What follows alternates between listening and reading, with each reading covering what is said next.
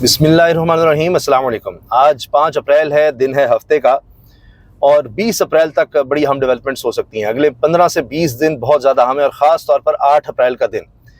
इस हवाले से हम बात करते हैं क्योंकि हर कोई ये जानना चाह रहा है कि अभी हो क्या रहा है। मुज़ाकरात के बारे में बहुत ज़्यादा खबरें हैं, मुज़ाकरात चल रहे हैं, नहीं चल रहे, क्या ये ट्रैप है?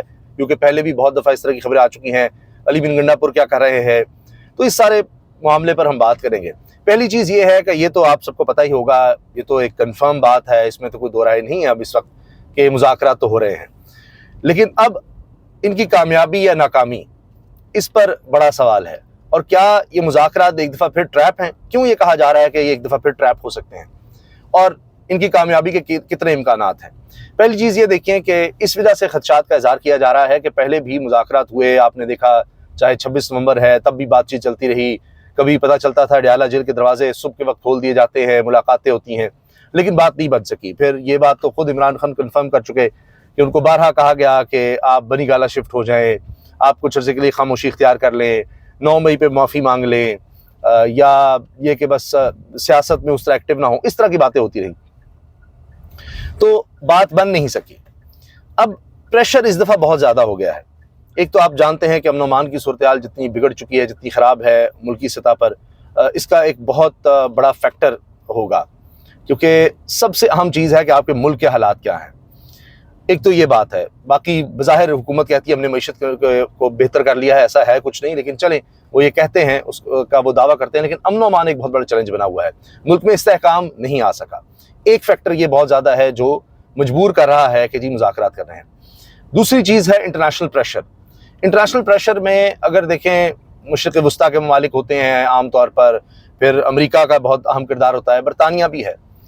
अब जहाँ तक मशरिक़ वस्ता के ममालिक हैं, जिनमें सऊदी अरब, UAE, कतर, ये लोग समझ जाते हैं कि जी पाकिस्तान के मामलात में गारंटर बनते हैं।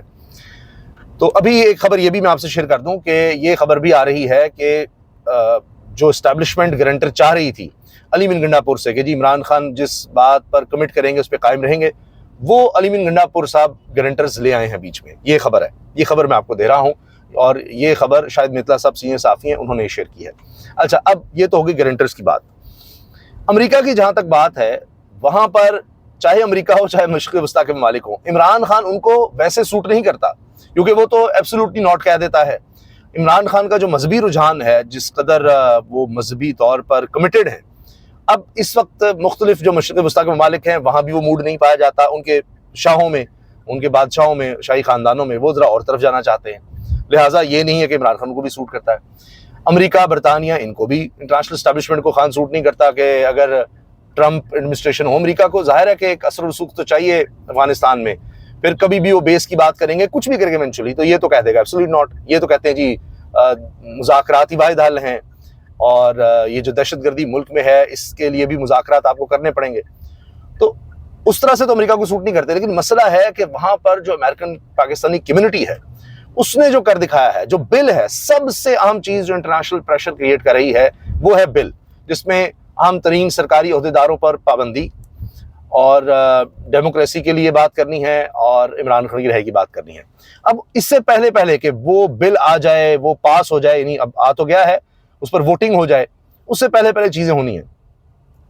अब इसमें जिस तरह मैंने आपसे अर्ज कर दिया कि कंफर्म है कि मुज़ाकरात हो रहे हैं, एक चीज़ इसमें अब पहले आएंगे कॉन्फिडेंस बिल्डिंग मेजर्स। अगले तकरीबन 5 दिन में, जिसका इजहार आपको 8 अप्रैल को नजर आने लग जाएगा।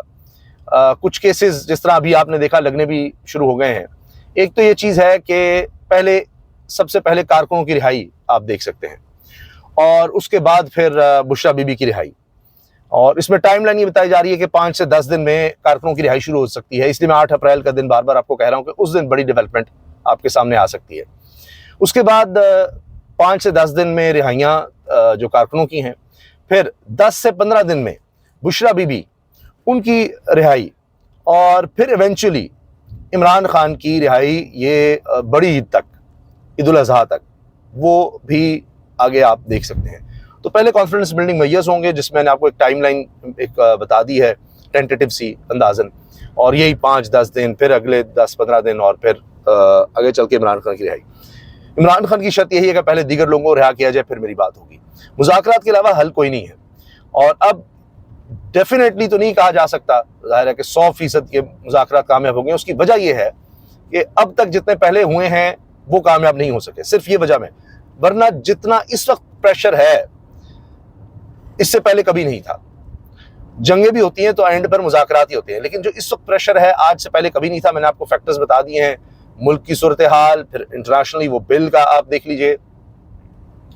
तीसरी चीज बड़ी अहम है, वो ये कि फिर ईद के बाद तहरीक इंसाफ ने निकलने का कह दिया हुआ है, फजलुर रहमान साहब साथ मिल सकते हैं, ग्रैंड अपोजिशन अलायंस बन चुका है, फिर हम देखेंगे लोग निकलेंगे, वो निकलने के तैयार हैं।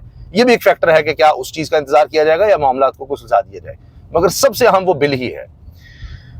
और इसके साथ साथ इमरान खान साहब की रिहाई का ये मैं बता दूं कि वो आखिरी चीज होगी एंड पर, इसलिए मैंने वो आपको 2 महीने बाद का टाइम बताया है ईद उल अज़हा का। तब तक सब कुछ फिर दोबारा रिवर्स हो सकता है, इसके भी इम्कानात रहते हैं कि अगर कमिटमेंट्स पूरी नहीं होती, चीजें उस तरह नहीं चलती, तो ये भी हो सकता है। इसलिए बड़ा सोच समझ कर, मैंने आपको बताया कि गारंटर्स को देखा जा रहा है, ये इन सब चीजों को ज़हन रखा जा रहा है। तो जो 8 अप्रैल का दिन है वो सबसे अहम है, और जो मैंने आपको टाइमलाइन बताई है इसमें 20 अप्रैल तक, मैंने अर्ज किया ना 15-20 दिन, तो उनमें रिहाइयाँ आपको नजर आ जाएंगी और 8 अप्रैल को आपको बड़ी डेवलपमेंट नजर आ जाएगी। ये चीजें आगे आपके सामने हो जाएंगी। अब ट्रैप का जो मामला कहा जाता है वो इसलिए कि मैंने आपसे अर्ज किया कि जी पहले भी इसी तरह से लोग बीच में आए, बात होती रही, लेकिन बात बन नहीं सकी।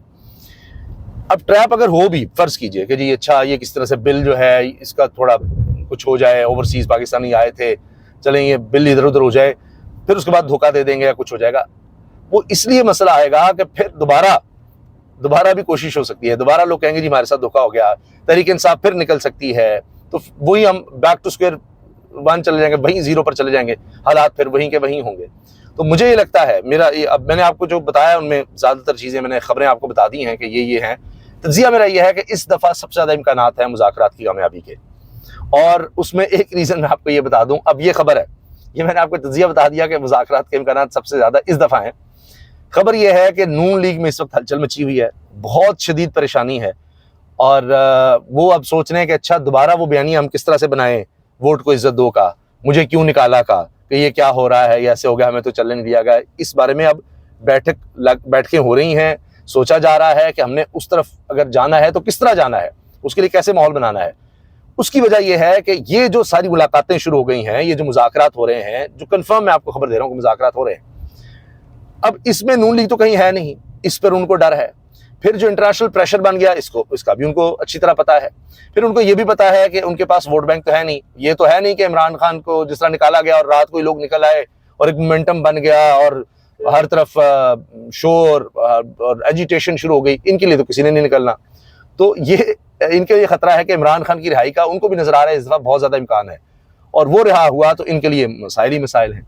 अगरचे इनको गारंटी दी जाएगी कि हम तो इसीलिए तो मुज़ाकरात करवाए हैं, गारंटीज मांगी हैं, सारा कुछ किया है ताकि आपको कुछ ना कहा जाए, लेकिन ऐसे होता नहीं है कि कोई एक खबर, कोई एक लम्हा होता है, कोई एक चीज होती है जो ट्रिगर कर जाती है और उसके बाद फिर चीजें आपके कंट्रोल में ना रहें। ये तो इरादा तो यही था ना जी कि 10 साल चलेंगे, अभी यही लोग रहेंगे, लेकिन अब आप देखिए कि जी इमरान खान कभी बाहर नहीं आएगा, अब सवाल ही पैदा नहीं होता, कभी वो ना इक़्तिदार में आएगा ना अब वो रिहा होगा, कभी वो अब अंदर है जी 10 साल के लिए, 14 साल की सजा देंगे, केसेस इतने बना दिए, तो अब ये फिर मुज़ाकरात किस लिए हो रहे हैं? ये तो गारंटीज थी कि नहीं कुछ नहीं होगा, आप यहीं पर बैठे, तो ये भी तो शुरू हो गया। तो कल को ये भी हो सकता है कि इमरान खान की रिहाई के बाद पता नहीं क्या कुछ हो जाए। इजाजत दीजिए, अल्लाह हाफिज।